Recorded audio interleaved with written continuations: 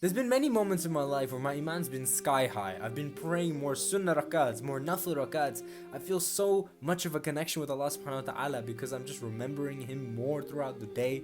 I feel like my life in the dunya is kind of in the peripheral and all I'm focused on is just deen and Allah and those goals. But it's like it doesn't take up my life. I feel this sense of peace and serenity even through the worst of tests because my belief in the qadr of Allah is so strong that it doesn't really faze me like that. But then the next few weeks will be completely opposite. It's like my iman dips so low, life feels so meaningless and monotonous, just feels so stressed, and my life is just taken up by the dunya. I'm thinking about work, I'm thinking about studying, I'm thinking about anything else but Allah subhanahu wa ta'ala. My life is just significantly worse when I have low iman.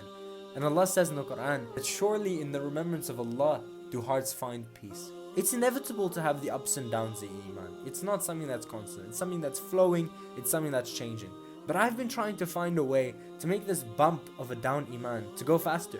Instead of what it took for me like 2 months to go to 1 month and now 1.5 weeks. It's literally changing my life. Like Habibi, I really want to speak about this. I just want to say the main problem that we're dealing with isn't about Iman.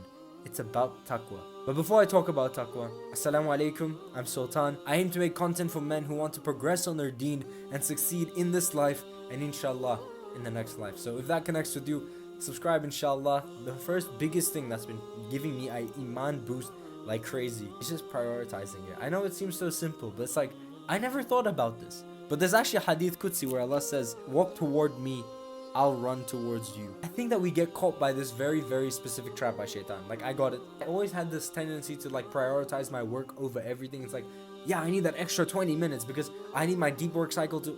Habibi, what are you talking about? Like this is all shaitan's whispers. If you don't have an extra 15 minutes, I'm looking at myself, bro. Habibi, what do you mean? Right? You're taking an extra 20 minutes of work or training or whatever it is over a significantly better life, higher iman, and closeness to Allah subhanahu wa ta'ala. It makes no sense. What I'm telling you to do that's gonna change your life is just 30 minutes to an hour a day of just iman time. And even if you don't take that, even if it's just one more thought, one more action, one more minute, all we're trying to do is to specifically make an intention on action to go and get higher iman. And this means just remembering Allah subhanahu wa ta'ala by speaking to Him.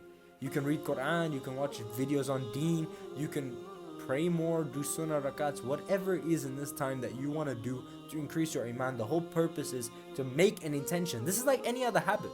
If you want to have a higher iman, Allah is telling you, do the action, walk towards Allah, and it will come rushing to you. I'm telling you, bro, it's crazy how if you just take that one step further than you're already taking, Allah subhanahu wa ta'ala will come closer to you. And you will see the change in your iman.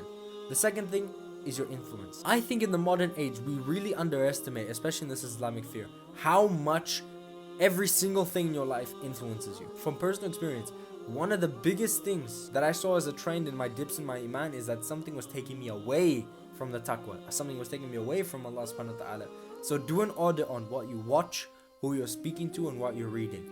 And I would prefer for you to do it on paper, but like, I'm gonna be honest, I also didn't do it on paper. So you can just take a mental note. Try and see what in the last 2-3 weeks has been taking you away from Allah significantly.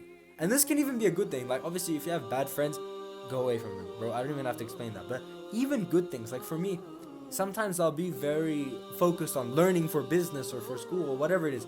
There's something in the dunya that I want to achieve that's good, but I go over and above with it, and it's like it's taking me away from Allah. If I'm watching 1.5 hours of content for business, but I don't have time for 30 minutes of Quran a day, it's like, of course this is taking me away from it. We have to remember that this needs to be allocated. We need to put this effort in. So whatever is significantly taken away, even if it's a good thing, decrease it or cut it out completely, depending on what it is. And I'm telling you, just these 2 things alone, Habibi, is gonna change your iman. It's gonna bring you back.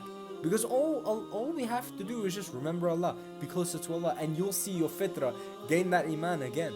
Faith is not something that's constant, but it's something that we can work on. And inshallah, bi'idhnillah, we can improve upon it and have higher iman. I pray Allah subhanahu wa ta'ala makes it easy for you to have an higher iman. Inshallah, Allah grants you Jannah. I love you, Habibi. Stay well.